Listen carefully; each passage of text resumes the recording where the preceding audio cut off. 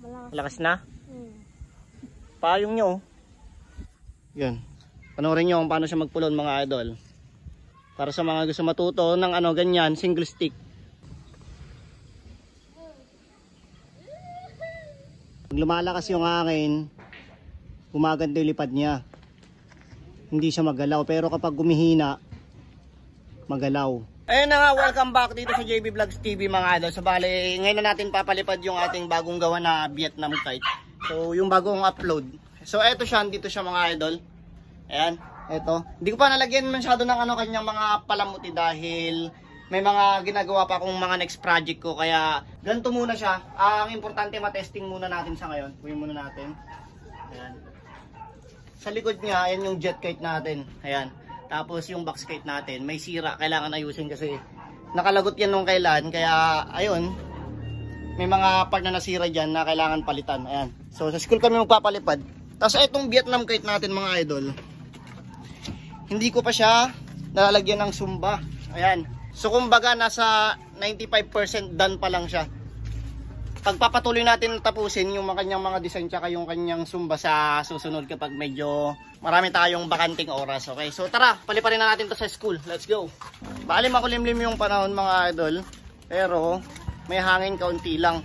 So ilang araw na rin dito na maulan. Tapos ang problema pa, bukod sa maulan, mahina na rin yung hangin, di ba?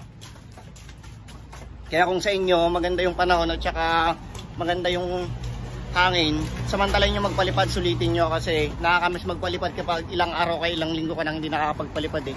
First time pa lang nalipad to kaya hindi pa natin natitimpla mga idol, kaya di natin masisigurado kung may killing siya o wala. So mamaya kung may killing siya, adjust natin, titimplahin natin para kapag next na lipad niya, maayos na, hindi na magkakaproblema, di ba? Dito ka, lapit mo din. Lapit ka sa akin. So ang direksyon ng hangin mga idol, papunta siyang norte. Kasi ito yung gagamitin natin ngayon na tansi, itong makapal. Ang kanyang size ay 130 mm o kaya ay 90 lbs.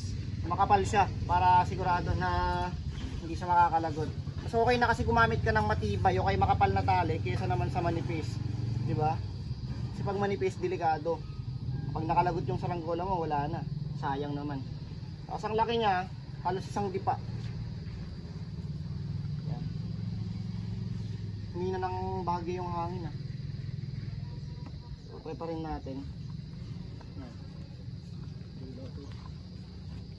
Then, dito ka na oh.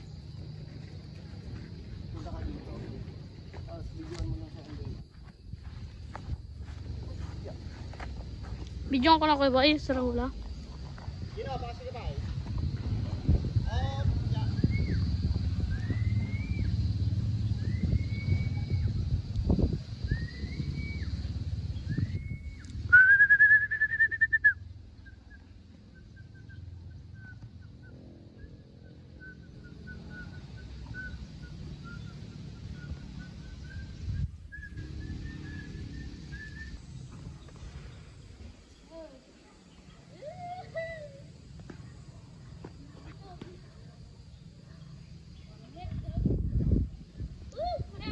Kung magmumura.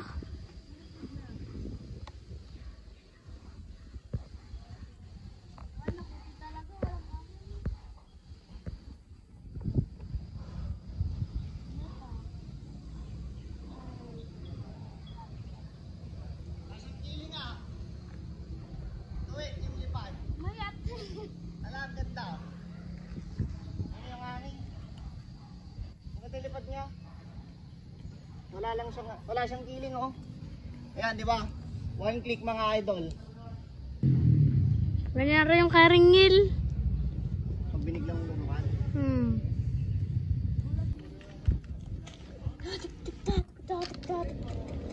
Ayan, dahil walang sumba mga idol, medyo magalaw. Pag-ewang-gewang siya pero okay naman siya. At least lumipad tapos walang kiling. Para gumanda yung lipad na ito mga idol, ang gagawin ko, sumba. Kakabitan natin ng sumba. Dahil medyo magan pa yung ulo niya kaya siya magalaw. Kapag ang guryo mo naman umiikot, ayaw lumipad, ibig sabihin kulang lang yung sa ulo. Pero kapag sa itas siya umiikot, ibig sabihin nun may kiling. Yan. Tapos mahina yung hangin mga idol, kaya pagiwang-giwang din. Pero kapag tinamaan siya ng malakas na hangin, gumaganda yung lipad niya, steady lang siya. Tapos kapag hihina ulit, ayun, gigewang ulit. Dahil kailangan niya na matamaan ng tuloy-tuloy na malakas na hangin. Ayun siya mga idol, oh, naka-zoom. Medyo malikot, yun, pasayaw-sayaw. Sobrang payong, paikot-ikot na siya kasi bumababa. Yan, nahanap niya yung hangin. Pag ang guryon nyo, pumayong mga idol tapos iikot siya pababa, normal lang yun kasi hinahanap niya yung hangin kapag ganun. Ayan siya. Ang ganda tignan ng kulay niya, oh.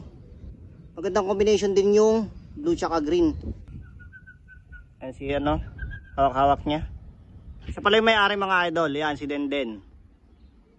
Vietnam Kite kasi yung request niya sa akin. Sabi niya, nakita niya kasi yung kay Boss K, napanood niya yung video ni Boss K sa TikTok. Sabi niya, maganda din yung Vietnam Kite. Kaya yan yung ginawa natin na style lang sa kanya, Vietnam Kite. Ayan. Tenge-tenge. Tingnan nyo mga idol.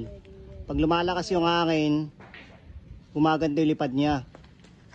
Hindi siya magalaw. Pero kapag gumihina, magalaw. Aayos palipad yan mga idol kapag dinagdagan natin ng ulo kayo ng sumba. Tapos yung tali natin, medyo mabigat din, luhod siya kasi makapal.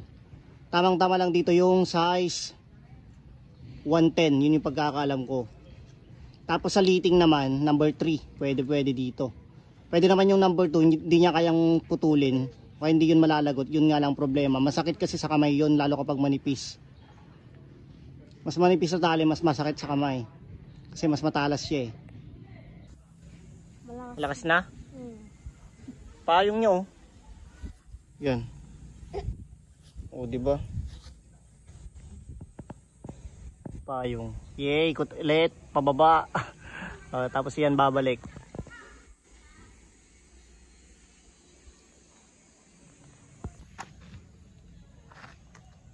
Ayan mga idol, baba na natin.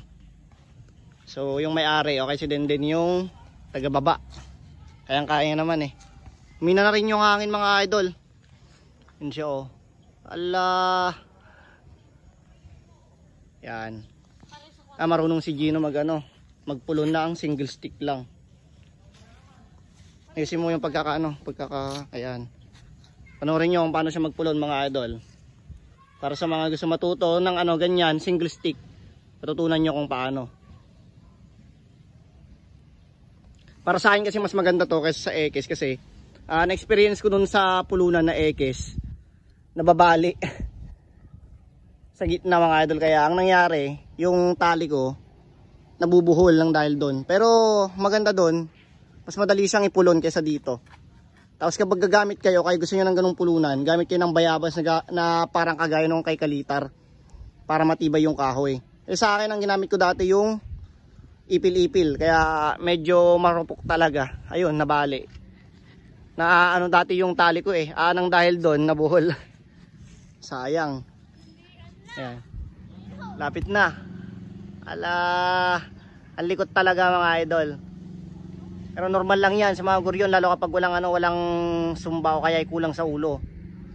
Sa akin kasi, puro talaga disumba yung mga gawa ko. Masanay ako sa disumba. Magkaiba kami ni Kalitar. Si Kalitar, mas sanay siya sa walang sumba.